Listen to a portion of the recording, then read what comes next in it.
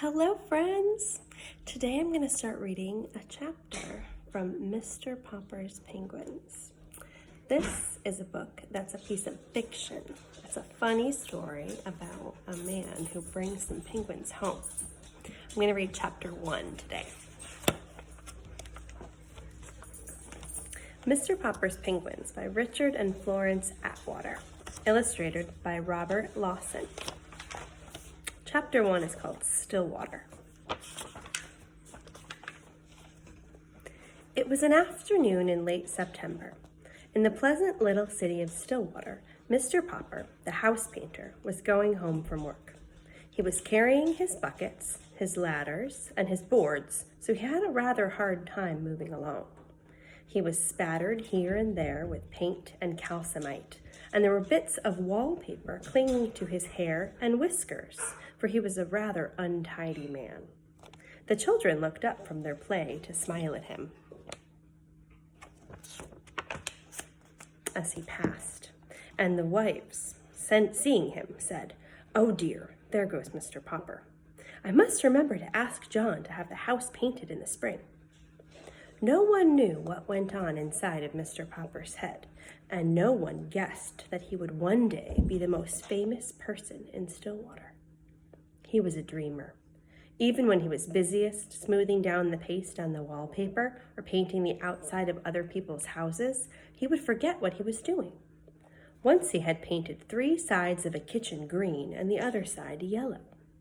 The wife, instead of being angry and making him do it all over, had liked it so much that she made him leave it that way. And all the other housewives, when they saw it, admired it too, so that pretty soon everybody in Stillwater had 2 colored kitchens. The reason Mr. Popper was so absent-minded was that he was always dreaming about faraway countries. He had never been out of Stillwater. Not that he was unhappy.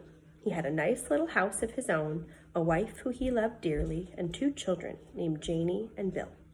Still, it would have been nice, he thought, if he could have seen something of the world before he met Mrs. Popper and settled down.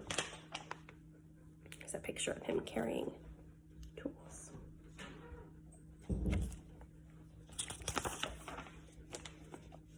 He had never hunted tigers in India, or climbed the peaks of the Himalayas, or dived for pearls in the South Seas. Above all, he had never seen the poles. That was what he regretted most of all. He had never seen those great, shining white expanses of snow and ice. How he wished that he had been a scientist instead of a house painter in Stillwater, so that he might have joined some of the great polar expeditions. Since he could not go, he was always thinking about them.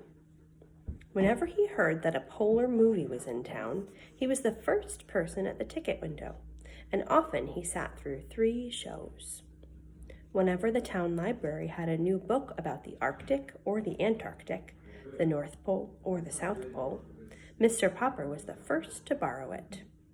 Indeed, he had read so much about the polar explorers that he could name all of them and tell you what each had done. He was quite an authority on this subject. His evenings were the best time of all.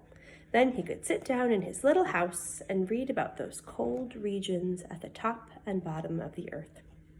As he read, he could take the little globe that Janie and Bill had given him the Christmas before and search out the exact spot he was reading about. So now, as he made his way through the streets, he was happy because the day was over and because it was the end of September. When he came to the gate of the neat little bungalow at 432 Proudfoot Avenue, he turned in. "Well, my love," he said, setting down his buckets and ladders and boards and kissing Mrs. Popper, "the decorating season is over. I have painted all the kitchens in Stillwater. I have papered all the rooms in the new apartment building on Elm Street. There is no more work until spring, when people will want to have their houses painted." Mrs. Popper sighed. "I sometimes wish you had the kind of work that lasted all year, instead of just from spring until fall," she said. "It will be very nice to have you at home for a vacation, of course, but it is a little hard to sleep with a man sitting around reading all day."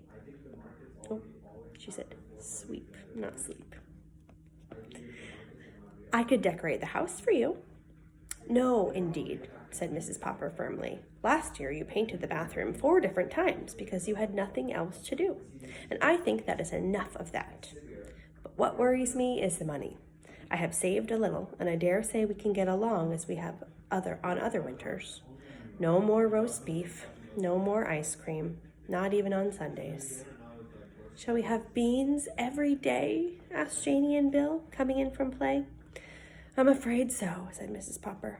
Anyway, go wash your hands for supper. And Papa, put away this litter of paint, while you won't be needing them for quite a while. And that's the end of chapter 1. Tomorrow we'll read chapter 2. See you later.